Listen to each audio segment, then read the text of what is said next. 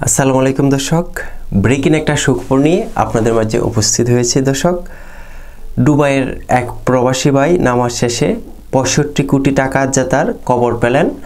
ভাইটির নাম হচ্ছে জাহাঙ্গীর। দর্শক, কবরে বলা হয়েছে, কথায় আছে কপাল খুলতে নাকি সময় লাগে না। সেই কথাই যেন সত্যি হলো। মুহূর্তে বদলে গেল সংযুক্ত আরব আমিরাত প্রবাসী এক বাংলাদেশি শ্রমিকের ভাগ্য। বিগ টিকেট লটারিতে 20 মিলিয়ন দিরহাম। দর্শক, বাংলাদেশি মুদ্রায় 65 কোটি টাকারও বেশি। এই প্রবাসী বাংলাদেশি জাহাঙ্গীর আলম, ওনার বয়স 44, পেশায় তিনি একজন জাহাজ নির্মাণ শ্রমিক। 44 বছর বয়সে এই বাংলাদেশি আবুধাবিতে নির্মাণ শ্রমিক হিসেবে কর্মরত।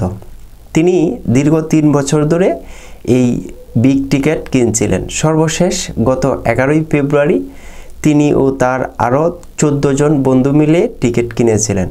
সবাই মিলে ভাগ করে এই টিকিটটি কিনেছিলেন। কবরে এরকমটাই বলেছে।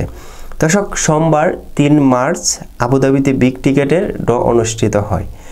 জাহাঙ্গীরের নম্বরটি বিজয়ী হিসেবে ঘোষণা করা হয়, কিন্তু তখন জাহাঙ্গীর উনি ছিলেন নামাজে।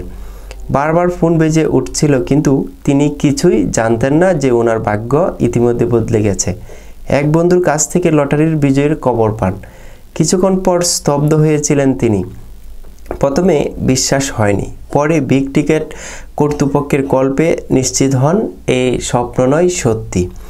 পুরস্কার জেতার পর উচ্ছ্বসিত জাহাঙ্গীর বলেন, নামাজের সময় সুসংবাদ এলো। আমি বিশ্বাস করি এটা শুধু আমার জন্য নয়, আমাদের 14 জনের জন্য এক বিশেষ রহমত। পুরস্কারের এই অর্থ দিয়ে কি করবেন জানতে চাইলে তিনি বলেন, এই অর্থ দিয়ে তিনি বন্ধুদের সঙ্গে দুবাইয়ে ব্যবসা করবেন।